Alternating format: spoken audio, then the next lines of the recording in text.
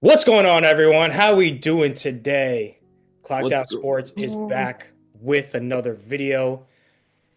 Theme of the season, inconsistency and big storylines from Five, six. We're on six. week six, inconsistencies of NFL week goes so six. fast. It goes so fast. I know the offseason is slow like the hare. No, Yeah. the tortoise. Sorry, the tortoise. I Tortoise. am Yeah. still sleep deprived from last night's Me Monday Night too. Football game. We're gonna get into that later. But first, Jay, I want to ask you something. Lions Chiefs. The Chiefs dominated the Lions. So are the Chiefs back? I think the Chiefs are back. I also think that it has to do with a lot of I think we know that the Chiefs are gonna win their games during the year. They're gonna win, they're gonna lose.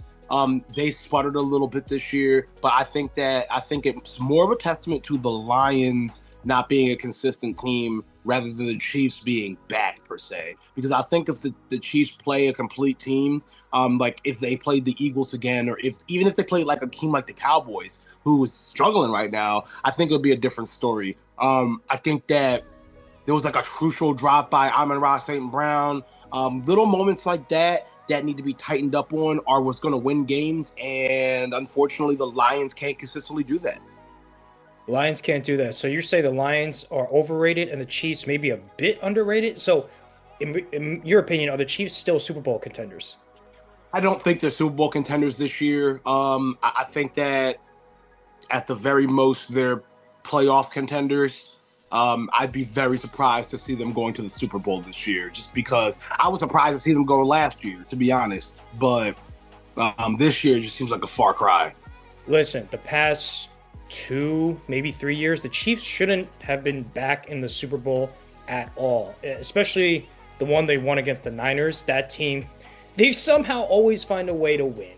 And it's kind of incredible the testimony of Mahomes, Andy Reid, Spags, and their core have always managed to find a way to win games. I don't think the Chiefs will make the Super Bowl, but they've always proved everyone wrong year in, year out. I'd be shocked, but I still think they're good. Definitely making the playoffs. Definitely, and you never know what can happen in the playoffs. You just get in, and anything can happen, right? Yeah, 100%. 100%. I agree. Let's talk about the MVP frontrunner, Baker Mayfield. Jay, your thoughts? Oh, don't do I that. don't He's know. slinging it. Yeah, he's slinging it.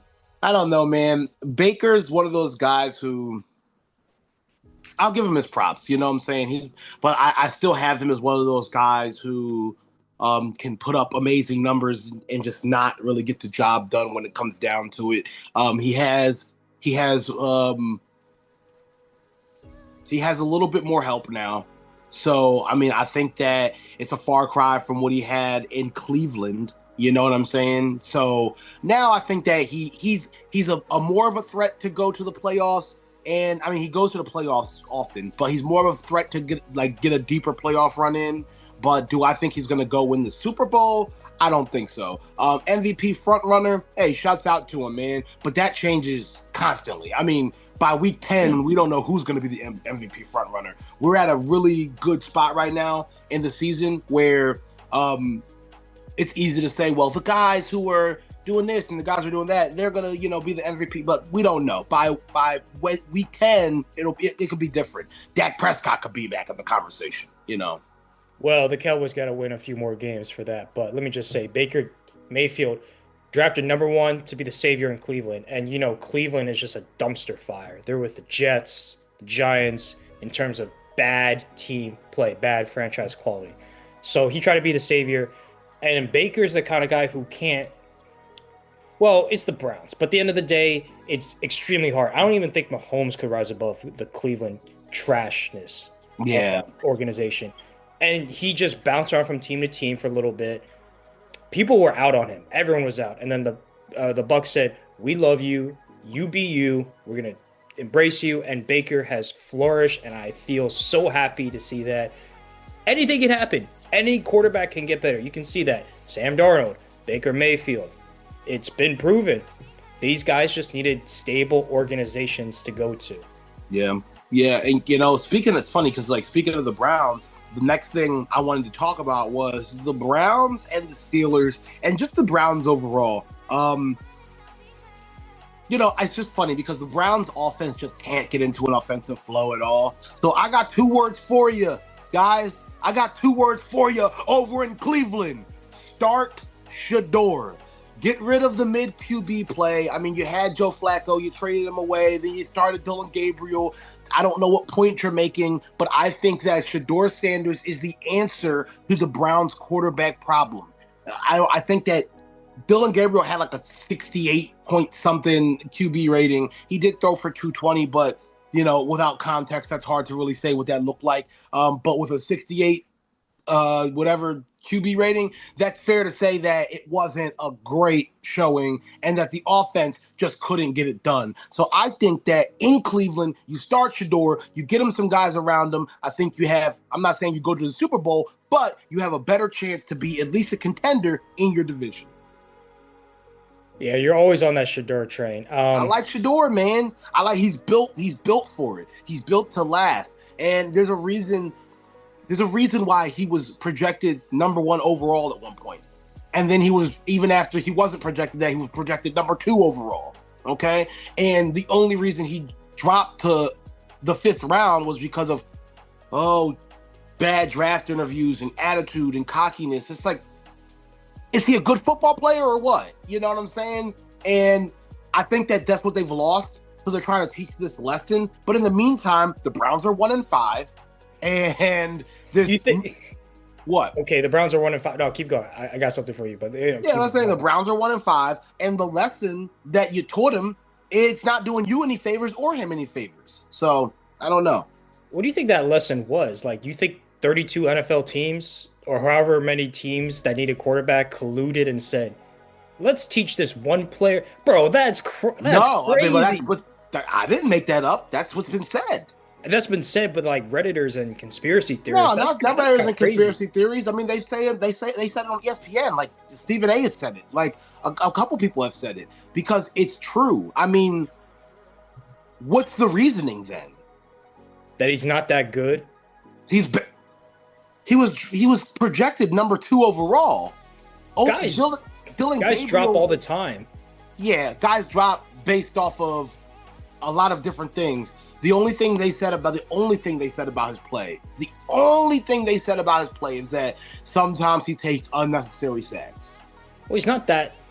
I wouldn't say he has the best arm or the most athletic. So he's great in the pocket. He was probably the best quarterback in college in the pocket. Overall, is his arm as good as Josh Allen and Mahomes?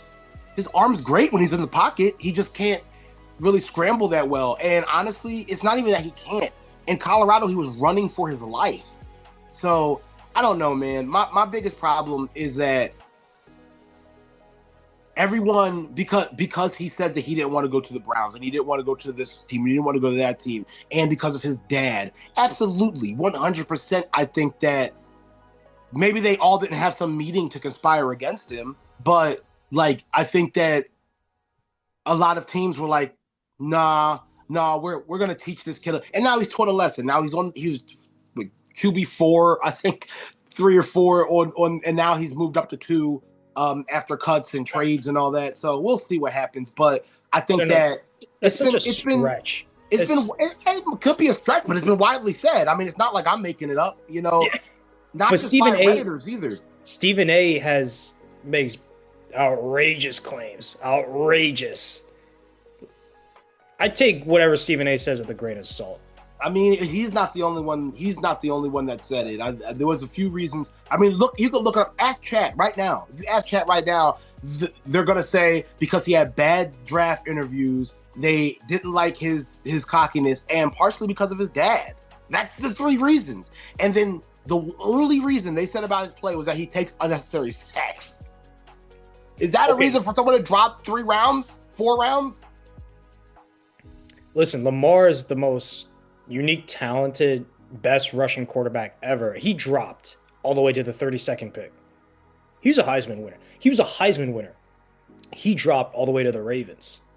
Like someone should have picked him up, way top 10 pick at least. It's about who needs a quarterback though. I don't have to look at that draft here and see, hey, who needed a quarterback? What were the offensive needs and the defensive needs of these teams? Why did he drop? Like, let's be real. A lot of teams needed a quarterback before the 5th round. I'll tell you that much. And they drafted quarterbacks before the 5th round. Dylan Gabriel was one of them. And Dylan Gabriel is stinking it up. What world was Dylan Gabriel better in college than Shedeur Sanders? I never said Dylan Gabriel was better because, number one, fortunately, the stature of someone like Drew Brees, 6 feet tall, that's becoming extinct. You got to be 6'4" to look over the offensive lineman because O-linemen tackles are 6'7", and I think Purdy and Tua admitted they can't see every play, and they're both. Yeah. Tua's 6 feet, being generous, and then Purdy's 6'1". Yeah. Well, Dylan Gabriel's shorter than both of them. I think that's why. I mean, that's like one of the problems I think Bryce Young has and Kyler Murray, like as good as they actually are, even Justin Fields, especially when we'll talk about that next because I gotta get into that. It's just seeing over the line and height does matter in that position. But like just saying, like in what world was he better? What world was even Jackson Dart better in college than Shedeur? He wasn't. He wasn't better in college than Shedeur. He played for Ole Miss. He stunk it up a few times. Like, I'm not saying that. Okay, Dylan Gabriel, of course, we're both on the same page. Jackson Dart did start at Ole Miss. He did play in the SEC, so it's like tougher competition. So people can contextualize that and say Dart played against NFL-ready defenses, coaches, and players. So it's like you can make the argument for that. Yeah, that's true. I get that, but once again, I have to go to the fact that, I mean, let's be real. You're talking about Lamar. Shedeur had probably the most drafted draft slide in history. It's not even probably, that's a fact. Like, he had the most dramatic draft slide in history for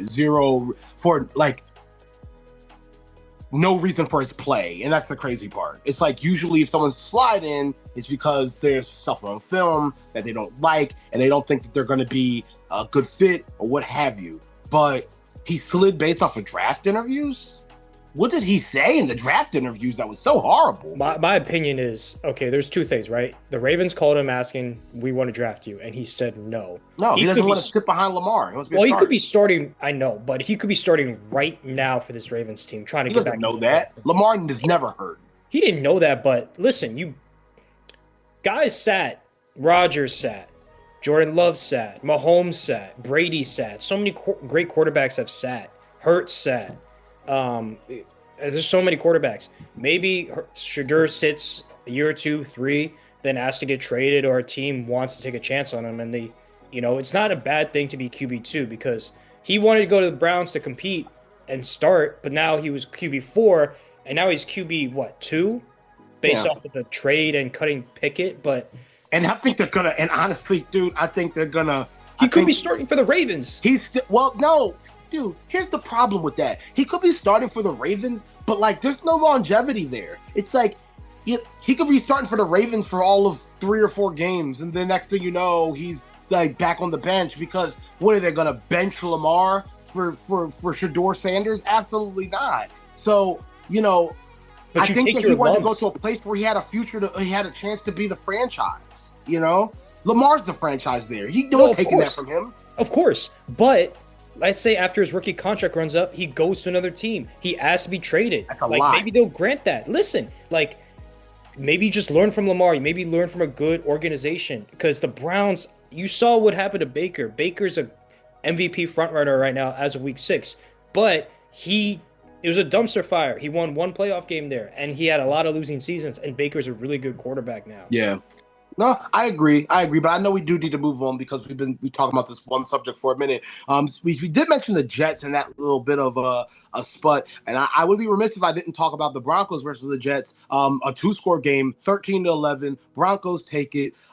Denver's defense absolutely exploded with 9 sacks. They held Justin Fields fresh off of 200+ yard games to just 45 yards this week, and let's be real, man. I think the biggest problem with New York is they're having Justin Fields play a game that he's not accustomed to. He's playing outside of his identity. He's trying, and I think you said it last week on the pod when he's out there playing pocket ball. He's playing like a pocket quarterback, and he's not that guy.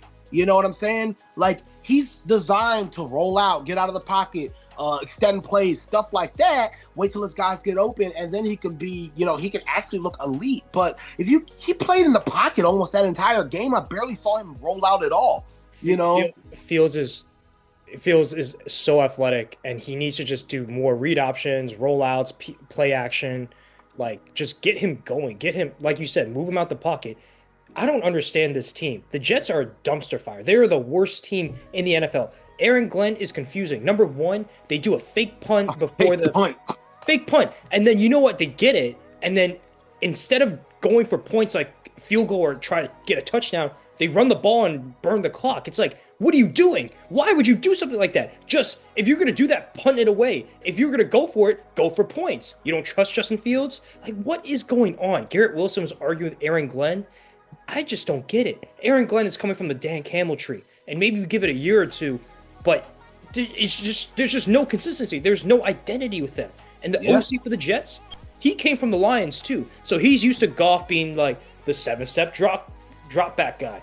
That's not Fields. You have to adjust to their play. Yeah, you have to. I mean, this guy's playing. I'm like, he's not Tom Brady, and honestly, even if he was, like, the Jets' offensive line isn't designed to hold a pocket like that. You know what I'm saying? Like, they're not going to protect him through the play. He got sacked, 9 times. That's crazy. Why? Because he's playing in the pocket, outside of his identity, with no offensive line, and that's just not how you do it.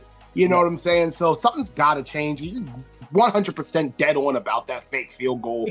Or fake whatever punt or whatever it was. Yeah, and then just running the clock. I mean, I don't understand at all. It's a very confusing team. And honestly, if they did have even a modicum of good play calling or play Justin Fields the way he's supposed to be played, they could have won this game. It was a 2-point game. You would assume that this was a blowout, especially the Broncos fresh off of just beating the Eagles. You know what I'm saying? Like, they go this week and they only beat the Jets by 2. So they could have expelled that fire a little bit, but they couldn't do it. So Broncos win 13-11. That's just what it is. Let's talk about your guys, the Commanders.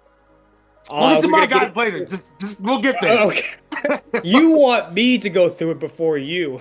Yeah, you're gonna have to go through it, and I'm gonna have to go through it worse because you only lost by 1. So I mean, all right, let's go through the Commanders game. So Monday night we come out with the all-black unis, which is so stupid. We need to put that in a dumpster fire and burn those jerseys.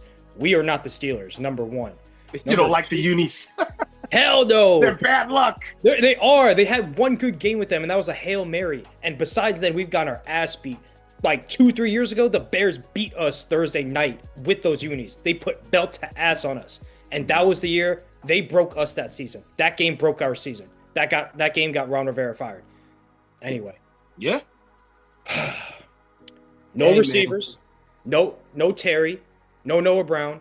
We're throwing Jaden Daniels was throwing to Chris Moore. Have you ever heard of Chris Moore before? I don't even know who Chris Moore is. You know one knows. He's like the outside receiver, and they're throwing to him. They double team Debo, so a lot of guys are one-on-one. The Bears' defense is supposed to be the worst rushing defense, and we couldn't get the run going. And then Bill fumbles. Jaden, I love Jaden. Jaden's a superstar. Jaden was the reason we were in this game. 3 tutties. Jaden did throw a red zone pick. Jaden did fumble the ball. It was wet. I just want to see him line up under center sometimes, like 25% of the time, because, throw defenses off. I don't like the pistol. That formation needs to stay in college. Oh, I really don't get the pistol. Shotgun on 3rd and 1. I don't like that. Just line up under center. If you got to put Mariota in for a play, put him in for a play. I was just saving this. Our defense is so bad. Like, if it's a bad O-line like the Giants or the Chargers, we feast. But for some reason, we let DeAndre Swift, who's very talented, by the way, eat. He ate. He killed us on the ground, and that's the reason they won the game. They controlled the clock. They controlled the tempo. They controlled the pace of the game. And the Bears are very talented, but they're still a very young team, and I'm just very disappointed that we lost that game. We could have won. We didn't play well. We could have stolen that win. But at the end of the day, we need to come out and dominate and put the stamp. If we had won that game, we put our stamp on the NFC East, but we did it. And it's because I don't know what's going on. Bad linebacker play. Bobby Wagner, who I love, he can't cover running backs, tight ends in space. Yeah. Frankie Louvu is not the best coverage linebacker. He's more of like a off-ball bull rusher. Man, we just can't get pressure with front four. And our blitzes are not getting home. The DeAndre Swift 55-yard touchdown, pick, whatever, it was a no call, whatever. I don't think it was a pick play or a call should have been made. But man, Quan Martin, you try to one-arm tackle DeAndre Swift on the sideline, and then Marshawn Lattimore, I don't know if you saw, he stops pursuing Swift and assumes Quan Martin's going to make that tackle. No, go make that tackle. Go make that tackle. Get him out of bounds, bro. Why did you stop? You're supposed to rally to the ball every time when you're on defense. And so defense was very, very disappointing. It was so the defense was like inconsistent. To me, I mean, the one watching it, the defense kind of kept them in it for a while, but then like it came down to the closing. We need if we need to get a stop on defense, we need to, like in the fourth quarter, we can't. We just can't. It happened in the Falcons game, happened in the Bears game. Yeah. But what's your quick thoughts before? Yeah, I mean, that's what I'm saying. They just couldn't close, and I mean, honestly, the Bears have been kind of doing this all year. They've just been kind of, or not all year, but for the games they've won, they're making a habit out of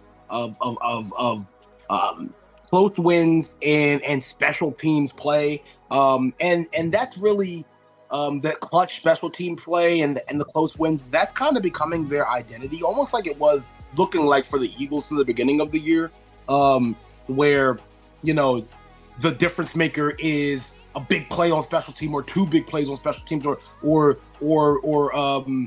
these close wins or whatever the case is. So I mean, honestly, I think the Bears are just getting better. I don't know if the Commanders are getting worse. I think that you went in there and faced a team who's really kind of coming into their own and a quarterback who's really kind of coming into his own. So yeah, it sucks. The DeAndre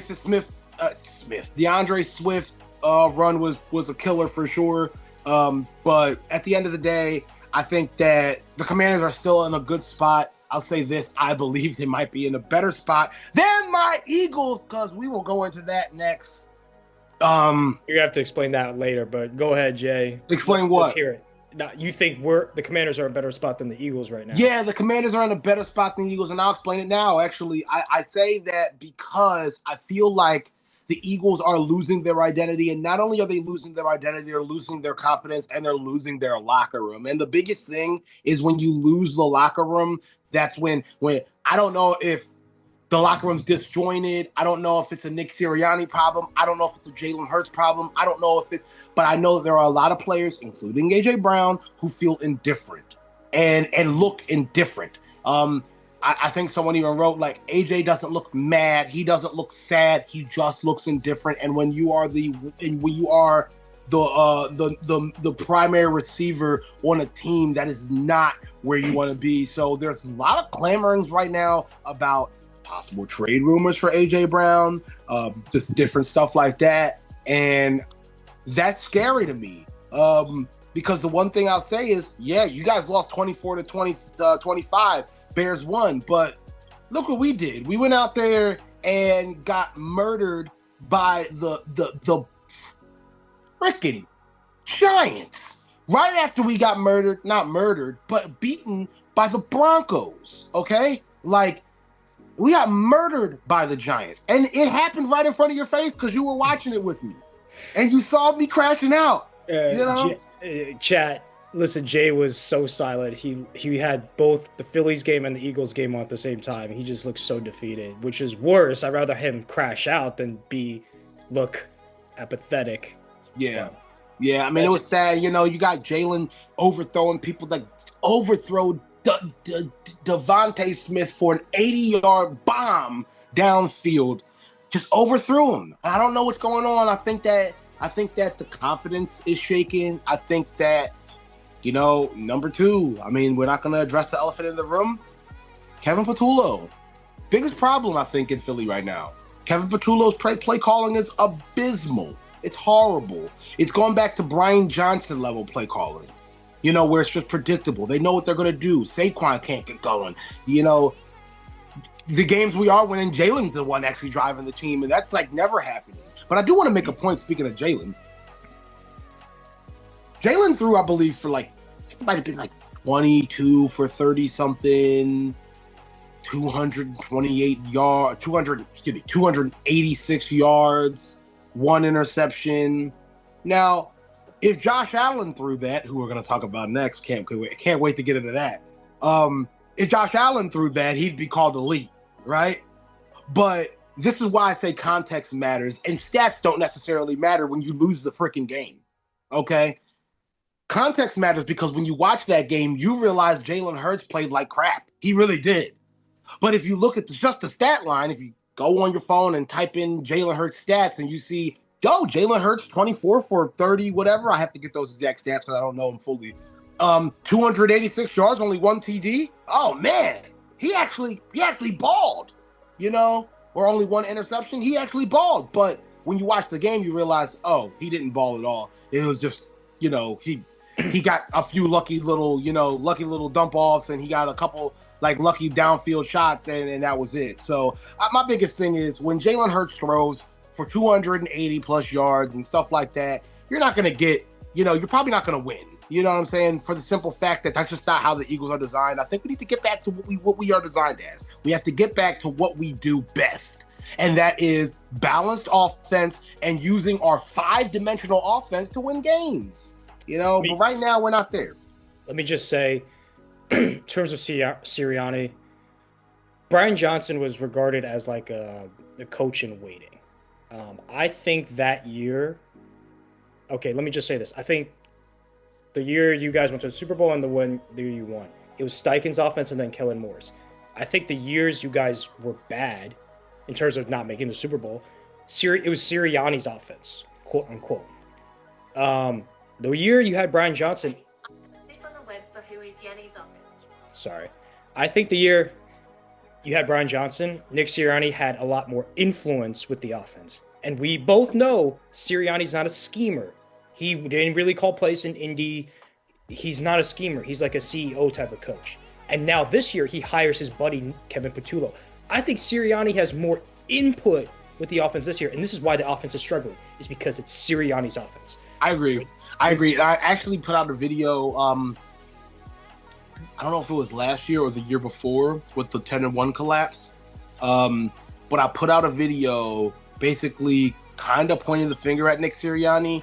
And matter of fact, was it? I don't know. I think it might have been last year when we had started 2-2 and it was looking real grim.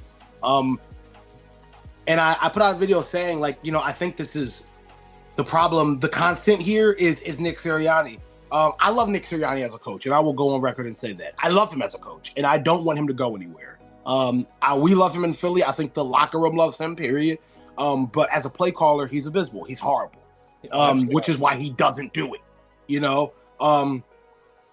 We need to stop insourcing. We need to outsource. We need to go. We need to go get Doug Peterson as an offensive coordinator if he's available. I'm sorry, I'm going to disagree. You need to go get Mike McDaniel.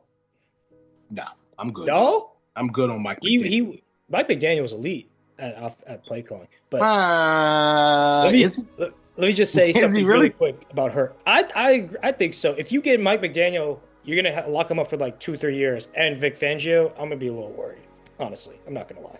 I will much rather have Dougie P, the Super Bowl winning Eagles head coach.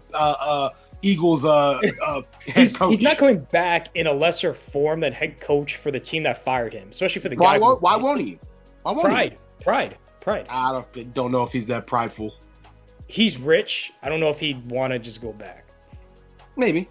Okay. Quick thing about Hurts. 3rd and 12 on your 10-yard line. Hurts. It's 4-man rush. 2 guys go down. I think it was Abdul Carter and Dexter Lawrence. They got pancaked. Instead of Hurts staying in the pocket to sling the ball to Jahan Dotson, who is wide open over the middle, Jalen Hurts rolls out for some reason and dumps it off to Saquon, and the Giants rally and tackle him before the first down.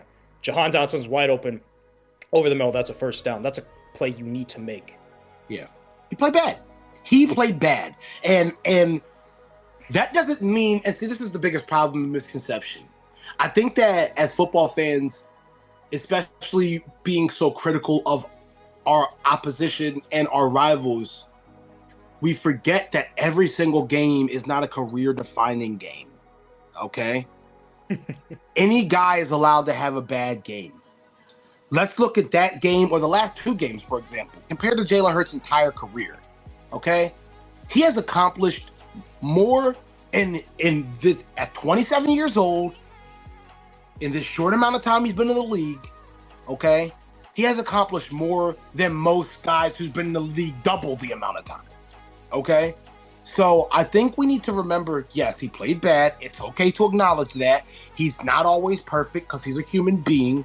He's not always, but at the end of the day, in the grand scheme of things, I think that Jalen Hurts is the type of guy you want as a franchise quarterback. He needs to get shit together. He needs to get his confidence up.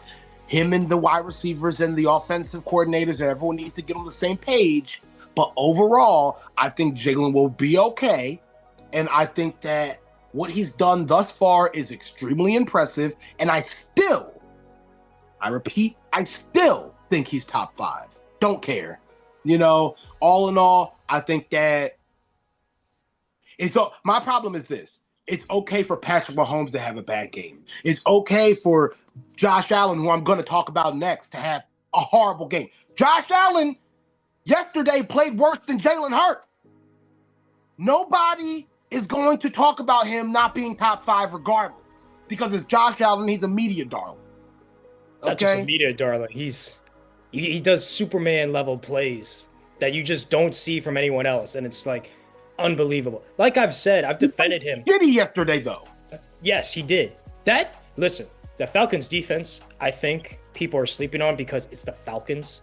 Jeff Ulbrich is a great defensive coordinator, and they drafted 2 pass rushers in the first round. They've always had talent, just like the Falcons always come up short. They've always had talent for the past 2 years, and Jeff Ulbrich has unlocked that defense. Yeah, they just changed defensive coordinator, and they got 2 more pass rushers.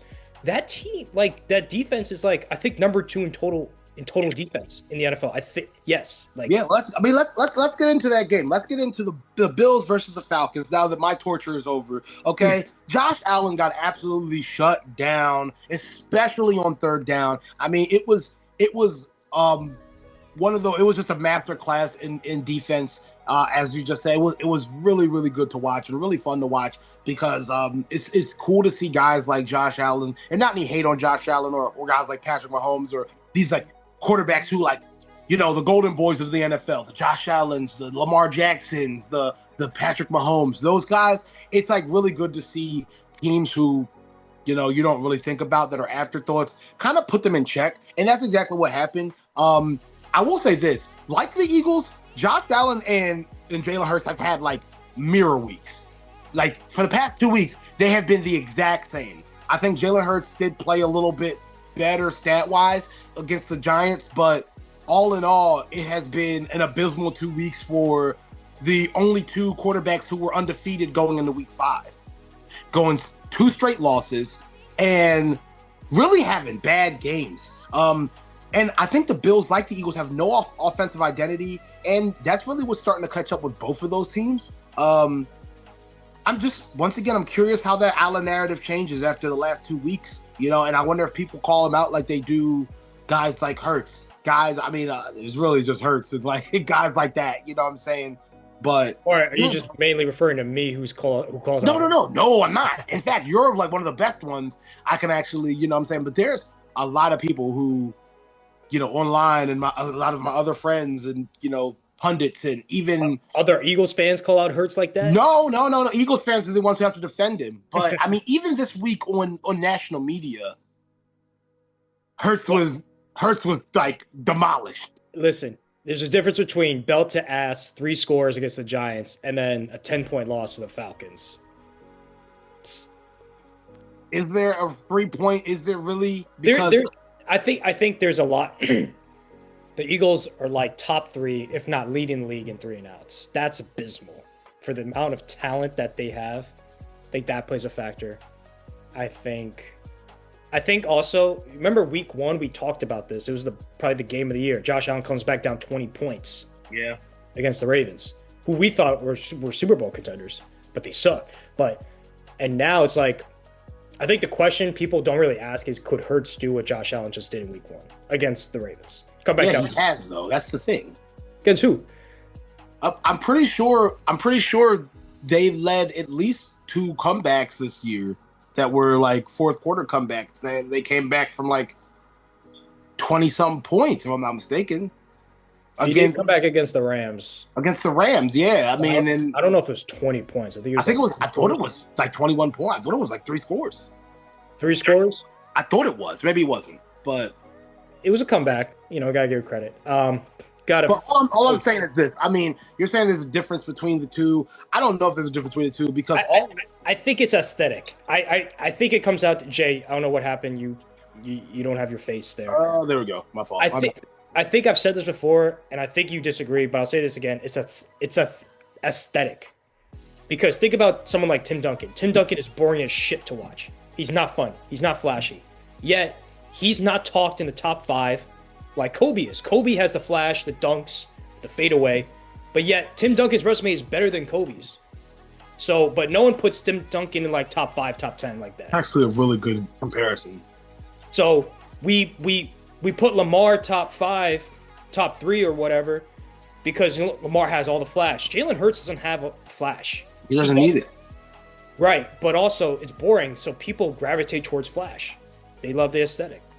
Yeah, and well, so that's the thing. And I always say that I think that we, as NFL fans and most people, we just analyze the quarterback position the wrong way. What does it mean to be an elite quarterback? What does it mean to be top 5? Does it mean you're out there as a human highlight reel and, doing kind of what like Jackson Dart is doing right now and being semi-reckless? Because let's be real, if Jackson Dart continues to play like he is, yeah, he's playing great right now. But if he continues to play like he does, he's going to get hurt. He almost got knocked out of the Eagles game with a concussion.